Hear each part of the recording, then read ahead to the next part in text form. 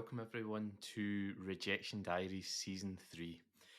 This season, we're going to be doing a very special live querying journey, and we'll be looking at how I am preparing for and what I'm going to do during my querying journey, and also live updating you on how things are going. Now, a little disclaimer before we begin on this. I will I will not give you like specific details like agent names and so on. I will show some discretion. However, I'll give you the full insights in terms of from my side and my point of view. Where things are at and how things have been updated, because I think that's important to have that level of honesty, because for a lot of people, they do this whole journey completely alone, and they receive the rejections and they might share it with a few people in a crit group or whatever, or their not particularly interested partner who doesn't really understand the whole concept or construct around getting your book published. And so by sharing this, hopefully that will it'll bring some solace to people who might be out there doing it just now, or have done it in the past, and some of the experiences that I have might be relatable and might be they might shed a bit of light as well on the reasons why you perhaps not heard back from someone, or why you've just been rejected and not really had any feedback or whatever. There's obviously a multitude of factors involved in that, so it's something I'm willing to share without, as I say, going into any specifics. And hopefully by the end of it, it'll help me as well. I always think that discussing these things is very therapeutic. It helps me to process what's happened, because I have to sort of think about what I'm going to say in the podcast episode. So it's good for me, I think, and a part of overcoming things like rejection and so on is acknowledging it and saying, okay, I've got this, and actually taking ownership of the rejection as well, which is something that I try very hard to do. It's sort of okay, it is a rejection. They have passed on my work, whatever word you want to use to describe it, and that's okay because it's just my work. It's not me personally, and that's I guess the the slightly positive and more mentally healthy attitude I'm trying to take with it. So yeah, a little disclaimer on rejection as well. Now, I get rejected a lot. I've been rejected a lot over the last 10 plus years, as I've been sending out my multiple novels to agents and to publishers as well. At one point in time, and it's not nice. It's not easy. We had a whole season in season one where I discussed a little bit about all the aspects of dealing with rejection, as well as sharing my own rejection journey up till now, or up until it was this time last year, actually.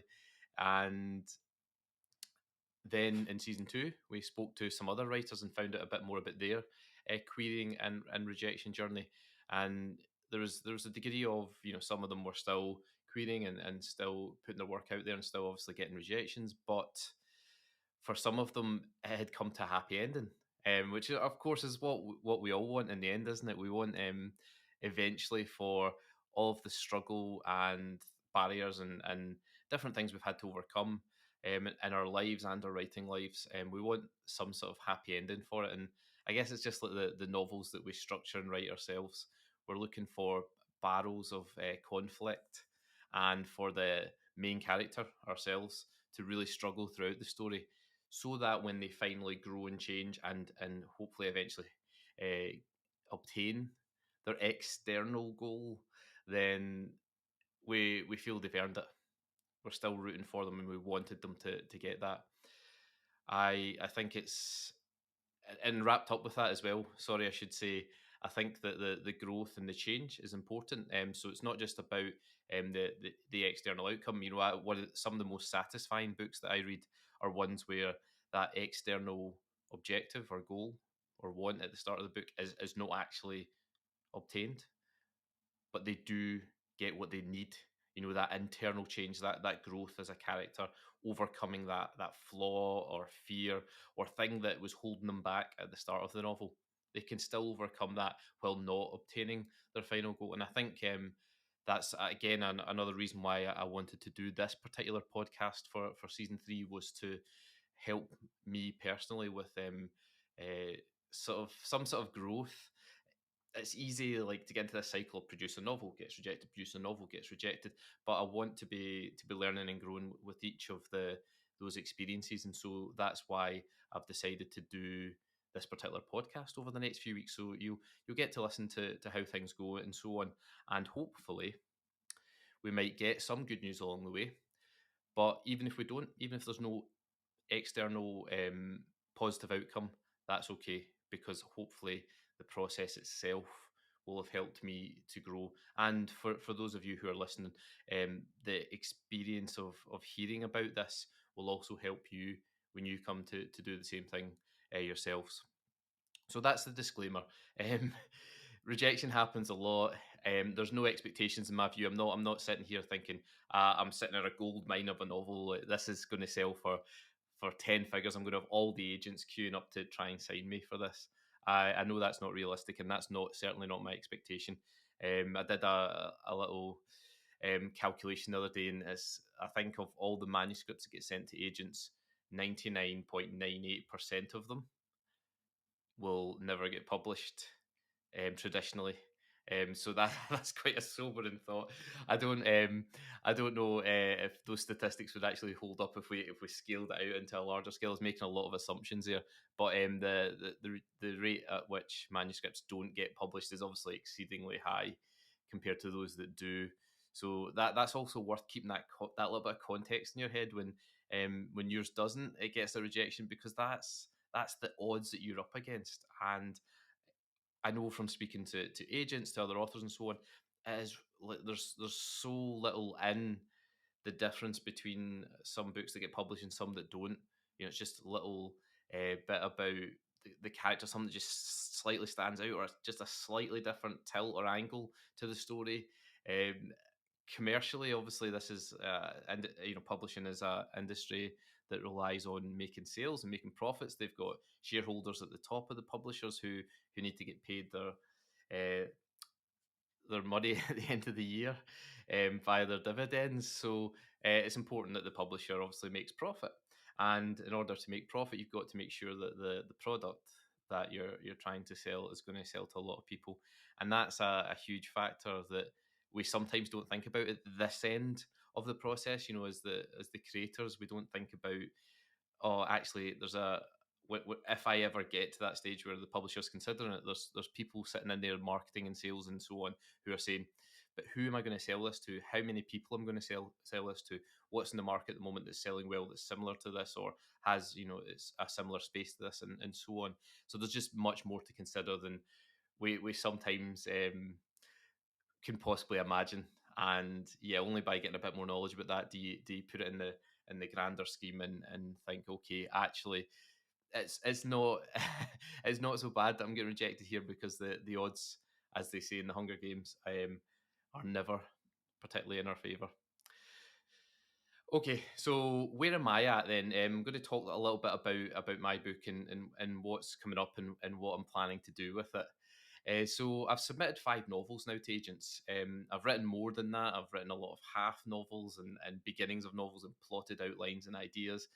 Um, but and particularly, you don't want to read the one of the first novels I wrote, which basically a love letter, some fan fiction to Lord of the Rings, and featuring a talking meerkat as one of the main characters. I never wanted to send that one out. It was, yeah. I think I did one of those paid reports, and this is way back in the day, like 2009 or something.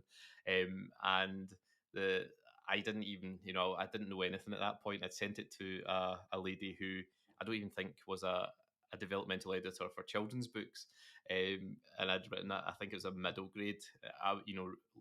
Reflecting on it, that's where I'd say it would sit.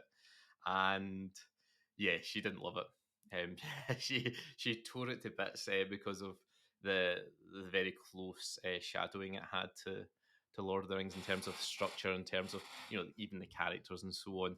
It was a pretty poor first attempt, and I don't think I'll be sharing that with you. But yeah, five novels who have gone to agents, and from those five novels, over 300 rejections now. So I actually sat and counted this out. I went big with the first four novels in terms of the number of agents that I sent it to, many of which probably weren't really that suitable as matches for that novel. When look, again in the early days, you're just sort of a bit desperate, and you look through the agent's bio, or an interview they've done or something, and you're looking and you say, oh, they like warm, friendly characters. I have warm, friendly characters, and you send your book to them, even though looking at the rest of their list. Of authors and looking at their manuscript wish list, etc., it probably doesn't fit. And that's something I've got better at actually over time, is making sure I only sub to the agents who are realistically going to have a look at my work. There's no point in me sending my YA sci-fi to someone who says they won't consider sci-fi, and they don't do YA, for example. That might sound a bit silly to everyone, but I'm sure some of you have done that, and I know that certainly in the first couple of novels, um, I definitely did that. Confession time. So I'd say that over time I have become more conservative with the number of agents I submit to, and being quite choosy, to be honest. The last novel that I submitted in March last year, I only sent that to maybe about 15 or 16 agents in total. Um, so rejection numbers obviously a lot lower with that last novel compared to previous ones, but that's just due to sending it to less people. Um, request rates, sorry, are something that people talk about sometimes as a good indicator of whether you've got something there. Got a good premise, you've got a good open, you've got something that's catching the agent's eye, and so therefore obviously the story itself is maybe worth pursuing. Rejection rates for myself in terms of the novels I've submitted have been quite variable. So one and two, I don't think novel one got a request, or did it? I can't remember. I'd need to double check that. But novel two, I remember, got one uh, partial request. I think the agency asked for 10 pages, and I maybe got asked to send 3 chapters, and that was about it. It was pretty meager pickings, I think. I can't really remember those first two novels. I need to go back and look properly again at my old emails from way back when. Uh, Novel three, which I sent in late 2015, right in December, actually, just before Christmas, is actually the novel, even to today, which had the best request rate. Over 60% of the agents that I sent to requested the full in that one. It was a bit of a frenzy, actually. It's one of those sort of those chain reactions you get when you nudge an agent and say, "Oh, this agent has requested the full." Just letting blah blah blah. Because I'd love for you to have an opportunity to read it and have a look at it. And yeah, a lot of them requested over that period. And unfortunately, as nice as that was, nobody ended up offering me representation for that one. But what it did do, which is beneficial, and it's benefited me all the way through till today, is a lot of those agents got back with sort of personalised responses, even though not necessarily lots of feedback, but responses, which was nice. And they said, they love my writing, blah blah blah. They would love to see more work from me. And that was the basis. So for example, when I set up Write Mentor, I emailed a lot of those agents, who knew me from that submission, and it's, yeah, as I say, it's served me well since then. So that was positive from that point of view. Novel four, my next one, had a high request rate as well. Not quite as high; it was down at about 40%. And I always question whether that was down to the novel itself, or whether it was because agents had previously said, "Send me your next thing." And so what I did, and I don't know if this is good practice or not, but it's what I did. Was I actually replied to the email that the agent sent me saying, "I'd love to see more of your work in the future." I just emailed directly to that rather than writing out a brand new, fresh email and putting the query in and so on. I just replied with my query, with my next 3 chapters, etc., etc., and said, when we last spoke, you said, blah blah, blah. And that's a nice. I felt like anyway, it was a nice way to query them and to come back to them, because they read so many that how are they going to remember every one that they've enjoyed and said, yeah, not for me this time, but send me your next work. There's no way that they're going to remember every individual. So it's good to refresh their memory that they enjoyed your work previously, because that suggests obviously that there's a good chance they might enjoy your work this time. So yeah, book four got a good request rate, over 40%. I ended up with an agent actually, off the back of that book, and a publishing deal as well. Both of which I ended up withdrawing from at a later date, a short while later. I withdrew from the contracts for both. There was a few things I wasn't happy about. I've talked about this before, although maybe not in tons of detail. Um, I just think that, and this is something just to bear in mind as well with the whole journey, and this is why I've got quite picky with who I send my work to. You have got to look at it as something that's got to be right for you. It's not just I want an agent. It's I would like to work with an agent who will do X, Y, Z, for me, and will do this, blah blah blah. And I think that I've definitely got more selective as a result of that.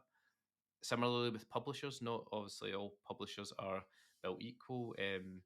It's a business, isn't it? So essentially, anyone can set up a publisher, and not all of them will have the same level of author care or diligence or detail, and that's worth sort of finding out and establishing if you are considering an offer from a publisher, especially a smaller publisher. Just have a look more closely at the relationships they have with their offers. Are they being as thorough as most publishers should be or not? So definitely a good tip to make sure you consider that. So book five was a long time coming. It was, I think, late 2018 when I began writing book five, and I didn't sub it until March 2021. So of last year, obviously, and so it felt like a long time between going through that process. I personally went through a period of illness. I've now got several autoimmune conditions. I'd definitely say I've got a disability now, whereas I was able-bodied before, and the disabilities have sometimes quite a major physical effect on me, and sometimes less so.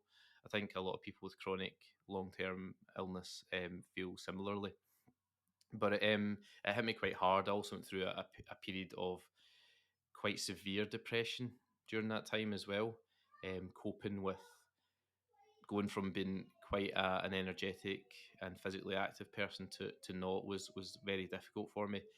Also mentally, I didn't have the creative energy to write much during that time.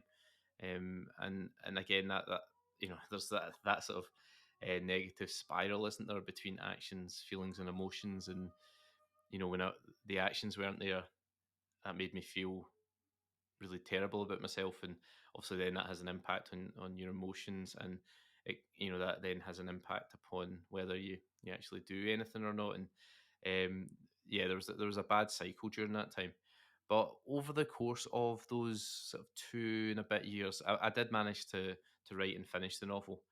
And yeah, while it was slow progress, I was still proud of being able to push through that and get something finished, despite what was going on within my personal life. When I subbed the book, I actually started a thread on Twitter. You can probably still go back and find it. I might even link to it in this episode here, in the index part. And it was interesting because I went in with not high expectations, but some expectations, because the the pitch for the book had done a couple of Twitter contests, and I think quite a few people had liked the idea. A few publishers and agents and so on liking it, and I thought, okay, that's good. The concept, the premise of this seems to appeal to people. And obviously, I hadn't translated the promise of that premise into the pages, because the request rate was quite low on book five, one of my lowest, under 20%. And again, I suspect many of those requests were on the basis of good relationships I have with the people I sent it to. I maybe been a bit unfair, maybe not, but I suspect the quality of the writing wasn't there with that last book, or the quality of execution wasn't there, and that's fine. I guess when you're maybe not mentally at 100% and physically at 100%, sometimes that can translate into what you produce on the page. But during that time as well, more than half the agents did not reply to me at all. And that's in spite of, the fact that I've got good relationships with them all. I email them regularly about things to do with Right Mentor and so on. And I think knowing that, hopefully, for those of you who are listening, will bring a degree of solace to you, because you might have been submitting over the last year or two and not heard back either.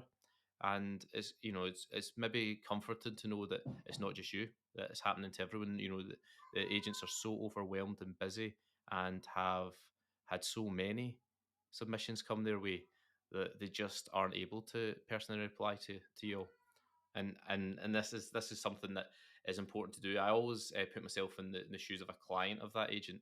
I suspect if I was a client of those agents who didn't reply, I'd be delighted to hear that they were focusing on my stories, the client's stories, and getting them paid, and trying to get them foreign deals, etc., rather than sending a form rejection to a story they're not interested in. I mean, just makes sense, doesn't it? And I think that's always good to step back and put yourself in other people's shoes in these circumstances. I think, to be honest, that's a good tip for life in general, isn't it? Just to put yourself in someone else's shoes, because every single person you encounter in life is going through their own struggles, and um, is finding an aspect of life difficult. And for you, you've just got to say, okay, well, what if I was in their position? Would I be able to personally sit down and reply to every one of the 400 submissions that I'm getting in my inbox every week? Bear in mind, most of the agents don't have assistants and such like that can do that for them. So yeah, that's a good tip for both the publishing life, the querying life, and life in general as well. And I guess that brings us to the story that I'm about to submit. I started it in March last year, just after I queried my last story. It's been written in bursts and fits, to be honest. That's just kind of how I operate. Um, all or nothing. I'm very digital in that. I'm one or zero rather than analog, which I know many of you are, where you write a little bit um, regularly. I definitely go all out or nothing in different bursts, and that's just how I operate in every aspect in life. And I've tried to change that lots and lots and lots, and sometimes it leads to I don't know, a better, happier, more productive life. But other times it just doesn't really work for me. And especially with my job as a school teacher, I do find that holidays are a good time to burst out a large chunk of novels, whereas term times are obviously trickier to do that, just with the not just the demands of the job, but just things like parents' nights and so on taking up your evenings. And obviously I've got the kids as well, who I want to spend time with when I come home from work, rather than immediately sitting down to write my story or whatever else. So yeah, it's been written in fits and bursts, but it's close to being ready to go now, I think. So before I tell you a little bit more about the next steps, I'm going to tell you a bit about the story. I rarely do this, and I think it might be quite interesting if you're going to be following this journey to know what the story's about, and what it is that you're um, either rooting for or not rooting for, depending on your slant. So I'll read out the blurb for this book. Astra Firestar and the Ripples of Time is a middle grade science fiction time travel novel complete at 62,000 words. And that's subject to change, because I'm still editing, and words have gone on and words have come off. So we'll see where it finishes at just before I send it out. The tagline is, "How far would you go to save your brother and bring him back from the dead?" When New Girl and time fugitive Astra crashes a space octopus into Sam's school, he swaps his abusive home life for a timeless adventure to the stars. On the run from the time police, they travel to far off planets in space and time, meeting new and unexpected friends, as well as many enemies, and growing a closer friendship than Sam could possibly ever have imagined. But when given a chance to resurrect his dead brother in exchange for Astra's freedom, he must decide to change his past or forge a new future. Astra Firestar and the Ripples of Time is a standalone with serious potential. Many of you have written that, I'm sure, in a query letter. It received an honorary mention in the 2022 Undiscovered Voices anthology. And this story is a middle grade Doctor Who full of science, friendship, sibling love, and adventure, as well as a large dollop of betrayal on top. So this is what I'm going to be sending out. I've already got some notes actually on that blurb. One of the one of the people that had a quick look at it said um, a few different things, a few bits of advice, and I'll be changing that as well. But that's the basic premise, and it gives you an idea of what's going out into the world. Now, what have I done to prepare? Well, before you send your work out, I mean, the majority of you will know this, so apologies for anything that you think, oh, that's standard. We all know this, but I have had people read it. Now, I'm lucky. I'm fortunate that I'm in a position where I've got a little bit of income from my teaching job that I can put aside and put towards my writing every month, and I do that in the form of getting a little bit of help from one of my published author friends, and ongoing mentoring. So um, I pay a little bit towards that, and I know that's not possible for everyone to do. But I guess I'm sort of taking money away from something else in my life and investing it here because it's an important thing for me, and that's a decision I've made, and I'm fortunate that I'm privileged enough with my job just to have that little bit of extra money every month to do that. So yeah, Emma's been helping me, especially at the start of the novel with the direction of it and so on, and just sort of keeping me focused on maintaining the heart of the novel.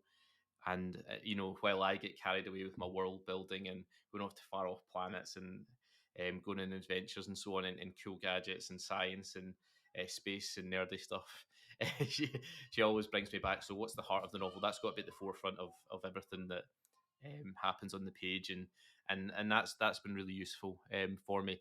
As I say, especially during the early parts of writing the novel when you're still trying to find your feet and find your voice and so on.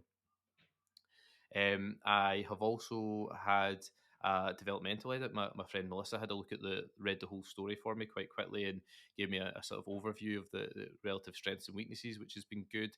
It directed me a lot to looking at point of view and voice and so on, and I've obviously worked on that since. I asked a few of my friends in the hub if they would do a few beta reads for me, and I was lucky that a few people volunteered and gave me some great feedback. So again, I've been integrating all of the suggestions that they gave me too. And again, I understand that the privilege involved in this, and it's not everyone has the access or the funds to do this, but I had an agent one-to-one last week as well, which is useful to have an agent look over both the query letter, the synopsis, and of course the first few pages as well, and give their thoughts on it. And again, I've got a lot of food for thought on the basis of that, including a possible change in age of protagonist and a few other things. So, yeah, a few things to think about over the next week or two before I send it out. I have been doing a lot of reading of similar books, and I think what are similar age brackets and what would be a similar market for my book. Who would be buying this book, and I've been looking at books that readers might enjoy that are similar to mine, and trying to sort of see where it would place as well. That's something that's important, and sometimes yuck to say this, but is more important than other factors. Is just seeing, okay, well, how is a publisher going to find this appealing and be able to sell it and so on. And personally, for me, on the mental side of things, I've been going through a checklist of things that I need to do to prepare myself mentally before the book goes out. Because I know from experience that it's likely to be a blanket rejection for the book from all the agents, and if it is, how am I going to cope with that? And so I've got a few strategies in place. I've discussed a lot of these actually in season one of the Rejection Diaries, so well worth going back and having a look if you are at a stage just now and you want some tips. But for me, the key thing is about moving on. So I I've mentally already, I think, moved on to the next few books, and I've sort of plotted and outlined the next three books really, that I'm thinking about. All three standalones, of course, and some with serious potential. And I'm not 100% sure which one to go with actually, but as soon as I press send on this query, that's where my mind is going to go. And I'm actually quite excited about a few of them, which is good because it then says, okay, that one's done. That's the job done with that one. If it doesn't get taken up, that's fine, and you're on to the next thing. And the excitement of that hopefully will help to dilute the disappointment from the previous query, I hope. So yeah, what's next for me? Okay, I've got a few more final tweaks and edits to do on this one. It shouldn't take me too long, I don't think. And then I'll start finalising the list of agents that I'm going to send it to. I already have a core. I think it's going to be similar agents to who I sent it to last time, so the same 15 agents or so. And there was a couple of suggestions that people helpfully gave me on Twitter the other day as well when I put out an appeal for that. So thank you to you for doing that. There's a couple of extra ones now on the list that I didn't know took on sci-fi, which is really helpful. And what I'll do is I'll probably just send it to, and this is a technique that I've started using, is just sending it to all the agents that I want to work with just from the start, all at once. Because in my experience, and bear in mind I've been doing this a long, long, long time, I have never had, and I know the standard bit of advice is to send in batches, send it in small batches, so that if you get all rejections, you can then make adjustments, blah blah blah. To you. And I think that's good advice. Maybe if it's your first time querying and you're not really sure about how things work, but I know that my cover letter and synopsis and opening pages are quite solid. Like I don't think I certainly haven't experienced this myself. Any level of feedback that you get from agents, and you're getting less and less these days, is going to make a significant difference to improving those. So the way I view it is, I'm just sort of wasting time almost, not sending it to them all at once, because I'm not going to get the level of feedback back from those first six agents to actually improve it that much for the next six agents. And while I could ask other friends or pay for a report and so on to improve it in between those, the way I view it is I'm going to get it right, or as right as I can get it this first time, and then send it out to them all. The huge advantage of that, of course, and I found this mentally, has been much better for me since I started doing this, is that you just get it out of the way and you can move on. If you send it in batches, it's still there in your head, isn't it? You're thinking, okay, I need to wait for these six, and then I can send another six, and I need to wait for those, and you're just you. I know what it's like from my first few books. You're waiting, you're sometimes sitting there, and it's sort of 12 months, 18 months later, and you're still querying that same book. And because it's in your head, it's difficult for some of us to then move on to the next book. And you're thinking, actually, in that 12 or 18 months, I could have written another book and be querying that now, rather than still querying a book which actually I could have just sent to all agents initially and moved on from. And that's, I guess, that's my view on it. That's the way I approach it. You can do what you want, obviously, but I find it difficult to see the logic in sending it in batches. And when you see that seems to, it's like all these bits of publishing and writing advice. One person says it once or twice, and it just gets echoed and echoed and echoed around the whole community, and then it becomes ingrained, or you think it becomes ingrained in stone, and actually it's just what one or two people have said once. And I think that's an outdated one, because I don't think agents are given the same level of response and feedback that they once did, simply due to the numbers of submissions that they're getting in. So that's my view on it. You don't have to like it, you don't have to take it, but that's what I'm going to do, and that's what I would suggest in terms of that as well. So yeah, as I say, I feel like the letter and synopsis and so on are quite sort of like, as I say, I had the agent one to one, and that was her feedback. She said she didn't really have any notes to say to make any real improvements to it. She said they were solid. They would probably do enough to, the job. If they were the agent that was really interested in this type of story, it would do the job to get them to want to read more, to get into the pages. And then of course, once they're into the pages, it's the pages that do the heavy lifting and get the requests. So yeah, from that point of view, I feel that this is the best. In fact, I know that this is the best approach for me, and it might be for you as well. It might be well worth trying out. And sorry, and secondary to that point I made there as well is when you and this has happened to me when you only send it to I don't know 6 or 8 agents initially. Let's say you do get the requests that you want.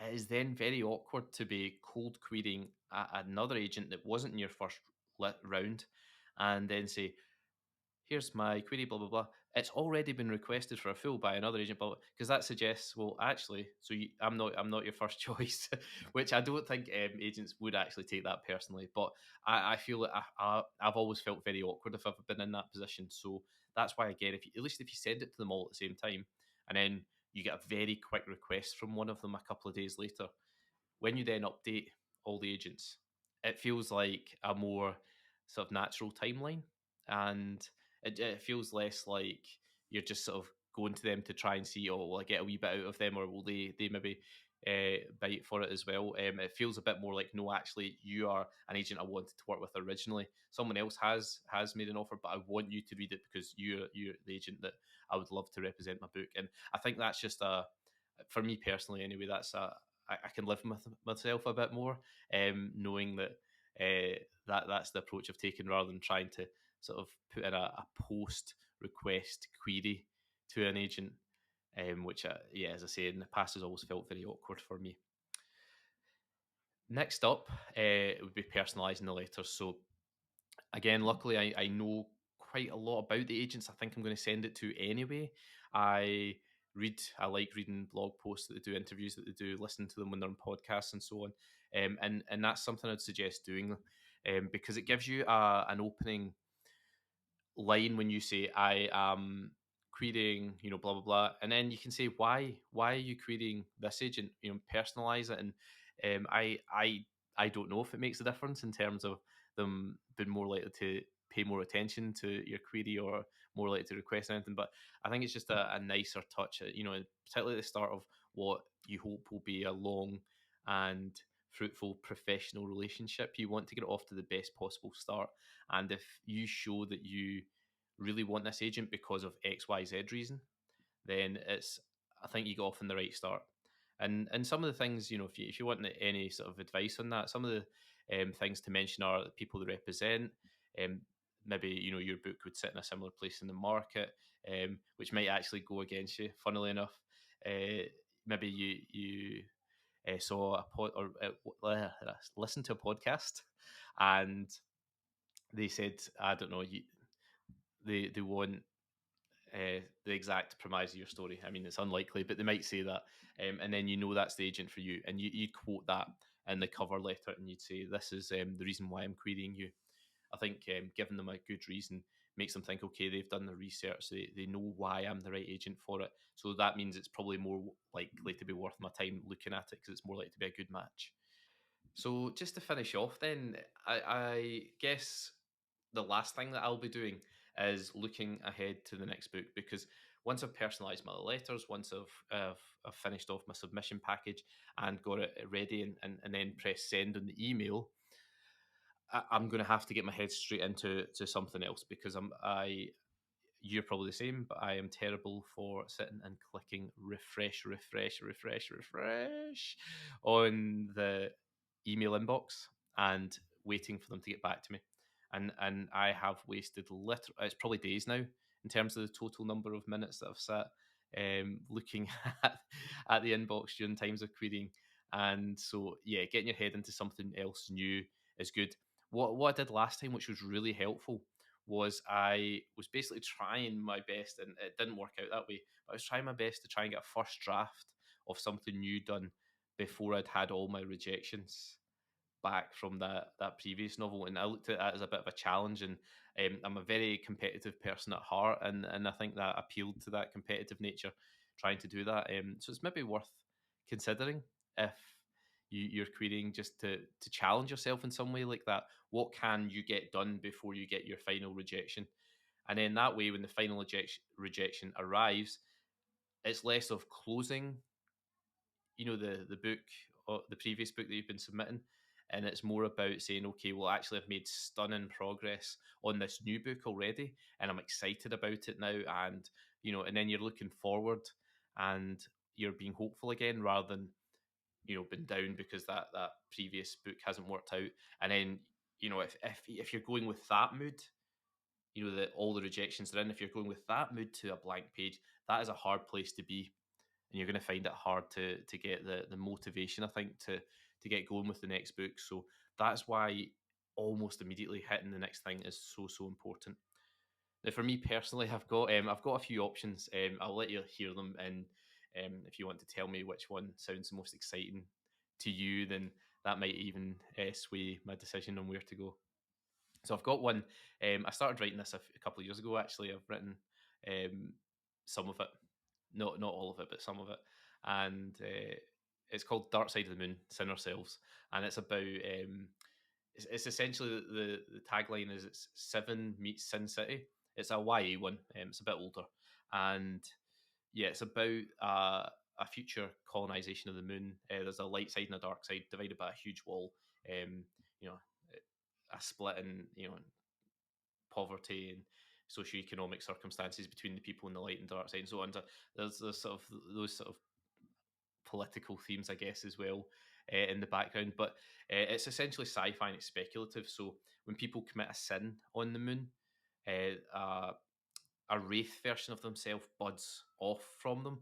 So if they commit, I don't know, jealousy or whatever, then a very jealous version of them buds off, and they go around just consumed by that sin. And part of my main character's job is as uh, an officer in the police force, and essentially they go around trying to capture and remove these sinner selves of all the people who've committed sins. It's a bit speculative. It's a bit crazy. It's a bit daft. It's a bit weird. Um like myself, of course, and many of the things I write. But I'm looking forward to it. It's quite exciting.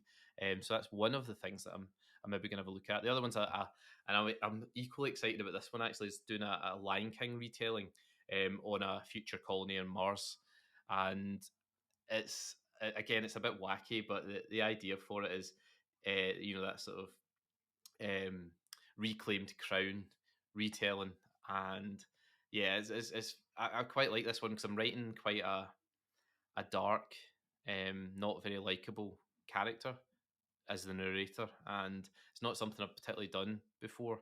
And as I say, I've written a little bit of that already as well, and it's quite enjoyable. I think we've all got a little bit of a dark side to us, and it's quite nice to sort of unleash that, and we'll see where that one goes as well. But that's another one, and the last one is one that is probably the least developed, but I quite like the idea of it, and it's doing a 28 days later on a future Mars, and that's where my YA protagonist wakes up on the future colony Mars, and everyone has died from a deadly Martian virus that's been dug up from the ice caps, and has been unleashed upon the humans. Only later they find out that the humans have been turned into, it's not strictly zombies, but in effect it is. And this little boy and his Medibot, his artificial intelligence friend, have to somehow survive. And yeah, that's really all I've got of that one so far. But it's again another exciting one that I'm looking forward to once I query this one. And I think that's an important final point, is about the moving on part of the journey with querying, and making sure that you prepare yourself for clicking send, and then forgetting all about it, because ultimately the job of an author, even if you are published and successful and so on, you write the book, you send in the book, you write the next book, you send in the book, you write the next, and so on, and that is the cycle they go through. And it's good practice for us, if we aspire to get to that stage one day, to get into that mindset. I'm sure like published authors don't send their their drafts off to their editor and then sit there and go, oh, right, I better just sit here now for weeks and weeks and weeks, and see if they like it or not. I'm sure they are already thinking, okay, what's the next project? Where am I going next with this? So that if the editor comes back and says, oh, I don't like this, if you get anything else up your sleeve, you actually do.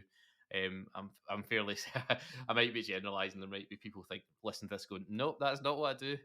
but that's I think it's good practice. I don't think it's bad advice at all. So consider that as well.